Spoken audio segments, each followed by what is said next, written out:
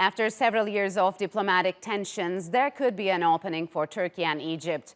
The two countries, who share cultural ties dating back centuries, saw relations spiral downwards in 2013 after the overthrow of Egypt's first democratically elected president, Mohamed Morsi. But now, small steps are being taken by both sides to reverse nearly a decade of deadlock.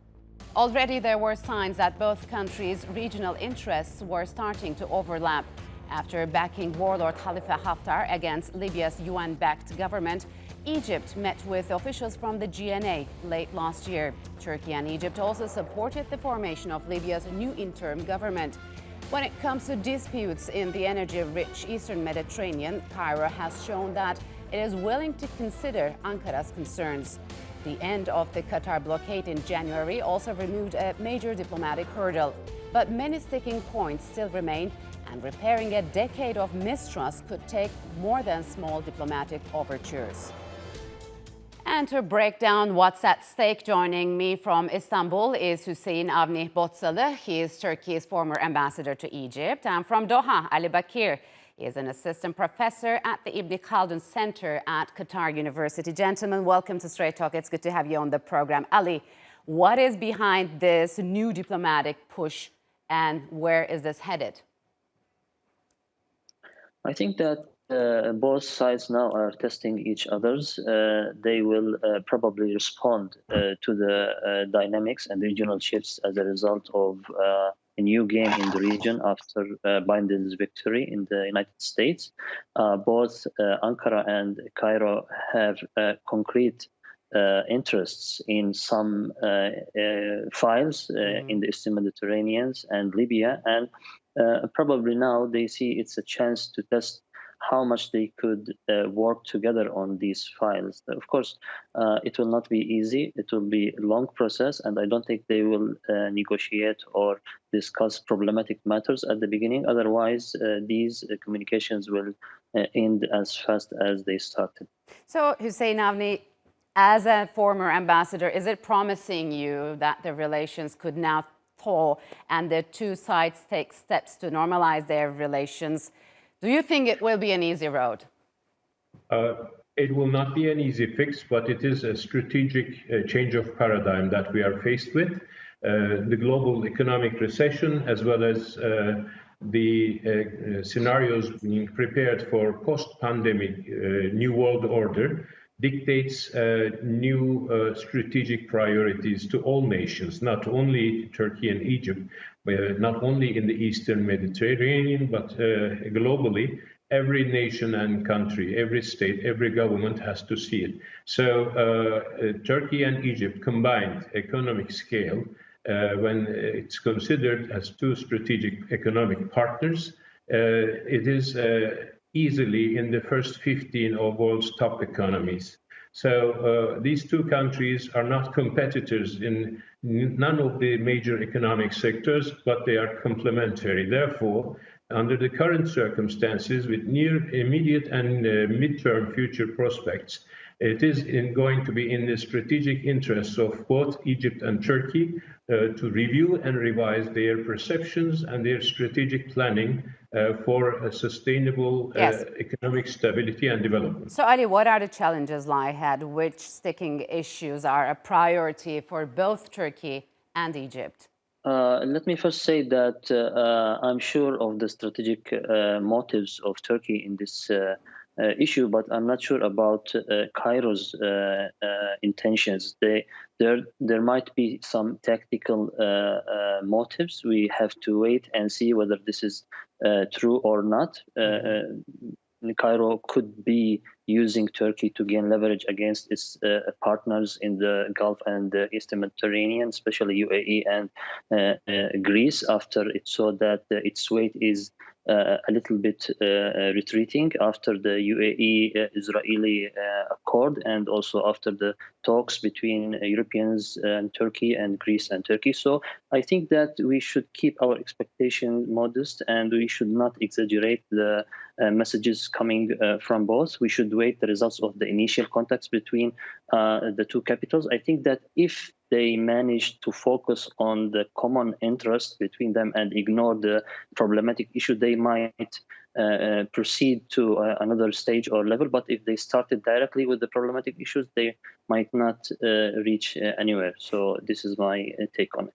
So having mentioned those interests, Huseyin Avni, what are the shared interests of Turkey and Egypt? Could we talk about Libya, for example? Well, before coming to Libya, first, Turkey and Egypt has almost 100% completed the legal and institutional infrastructure of strategic economic partnership prior to the recent tensions that undermined the bilateral interests. So those legal and institutional framework remains intact. And that is the conducive main element, is the springboard, if I may say so, to jumpstart the relations and gradually rebuild, rehabilitate, and repair if there are any damages. I do not believe that there are unrepairable damages inflicted. And if you consider Egypt and Turkey has risen from $500 million of bilateral trade in the beginning of the century to over $5.2 billion. And despite the political tensions and bitternesses, both countries, both leaderships have very cautiously refrained from undermining the people-to-people contacts and the commercial and industrial relations. Egypt has maintained Turkish investments, and the bilateral trade is booming again to the levels of 2011, 2012. That is $5.2 billion US.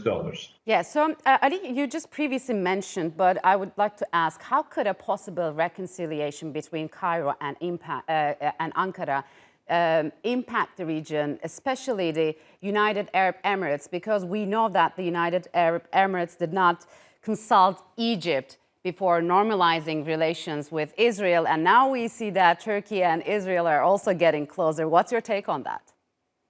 Yeah, exactly. The Egyptian side is probably also sending messages to his partners when he's communicating with Turkey, saying that if you want to normalize with Turkey without us, if you want to make deals in the Gulf and with Israel without us, we will be able also to do the same. And that's why there is a side that reflecting this message in the Turkey-Egypt communications. Another issue I will touch briefly is the challenges that face such communication. Of course, some regional countries who used to use Egypt as a shield in their battles with Turkey in the last few years, they would not be satisfied with any rapprochement between Egypt and Turkey, mainly UAE and Greece. That's why if you are monitoring the news outlets and platforms on both countries, you will see that they are criticizing Egypt, and they are also spreading fake news about Turkey giving or sending opposition figures to Cairo and closing the channels permanently and stuff like this. So they will try to spoil these communications and try to influence these communications. But I think that, as I said before, we have to wait a little bit before rushing into judgments on what's going to happen next. Yes, but Huseyin Avni, looking from the bright side, let's say, how could a possible agreement in Eastern Mediterranean change the formation of the East Med Forum, as well as Cairo's relations with Greece and the Greek Cypriot administration? Do you think Egypt has a room to maneuver in its relations with the Greek sides? First of all, let me also highlight my personal opinion that we are reaching to a moment where it is about high time to restrain public diplomacy, because the issues between the two countries are rather complex by nature. So now both countries' governments and leaderships may wish to opt for silent diplomacy and strategic patience instead of high statements and public diplomacy efforts. Secondly, coming to the Mediterranean Forum and Egypt's role, Egypt is definitely the admiral ship for the Arab world.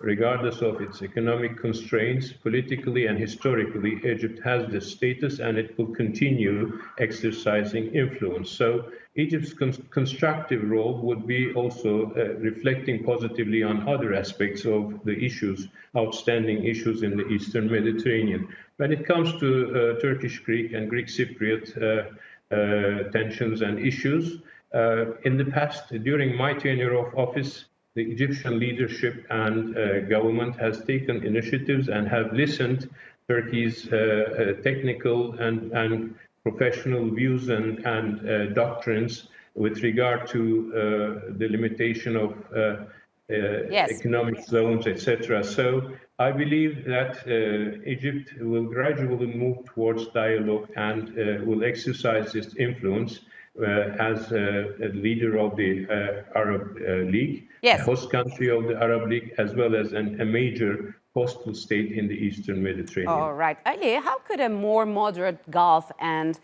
Arab approach towards Turkey could impact Iran's clout in the Gulf as well as in the Middle East? And are we likely to witness significant shifts in power relations in the region moving forward?